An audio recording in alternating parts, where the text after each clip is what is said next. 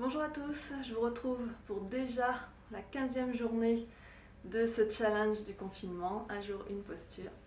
Et donc aujourd'hui nous allons voir la posture de la chaise Utkatasana. Donc c'est souvent une posture qu'on n'aime pas trop, ça équivaut un peu à un squat. Les choses auxquelles il va falloir faire attention dans cette posture, c'est si vous avez des problèmes cardiaques. Donc c'est une posture où normalement on a les bras étirés vers le ciel. Si vous avez des problèmes cardiaques, à ce moment-là, vous garderez plutôt les mains en namasté devant l'espace du cœur. Mais toujours, comme je dis, jamais un namasté tout mou. C'est un namasté, on pousse les mains l'une contre l'autre, les coudes sont bien ouverts sur les côtés, la poitrine est bien ouverte, les épaules sont basses. Il va falloir aussi faire attention si vous souffrez de problèmes de genoux ou de problèmes de dos. Il va falloir bien être attentif à votre alignement, à la position des genoux, à la position du dos. Mais je vais y revenir. Et bien sûr, si vous êtes indisposé, comme c'est une posture qui travaille aussi le renforcement du centre, on va faire une bébé posture. Donc on ne force pas trop pendant cette période-là.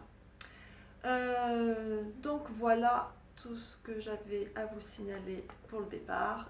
Et on est parti. Donc pour cette posture, vous venez dans un premier temps les pieds écartés de la largeur du bassin. Alors si vous voulez une posture plus intense, vous serrez les pieds.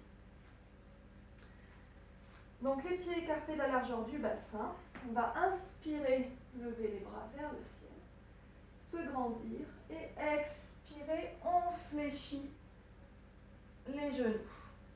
Donc là, les choses auxquelles il va falloir faire attention, c'est votre dos.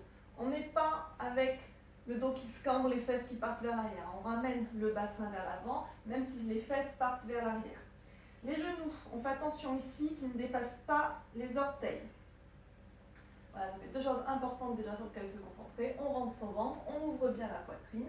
Et donc si c'est trop intense au niveau des épaules notamment, vous pouvez garder les mains en namasté devant l'espace du cœur. Donc si vous voulez plus d'intensité, vous serrez les pieds.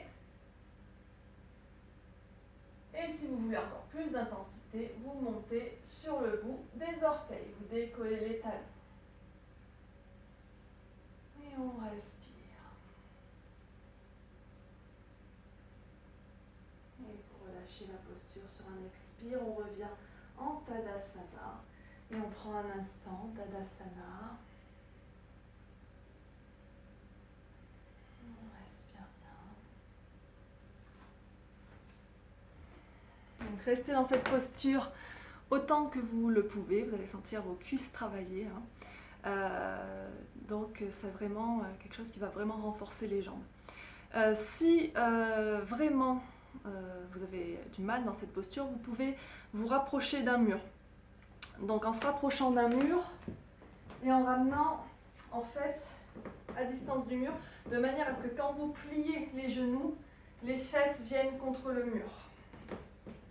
Là, je lance un peu plus mon pied.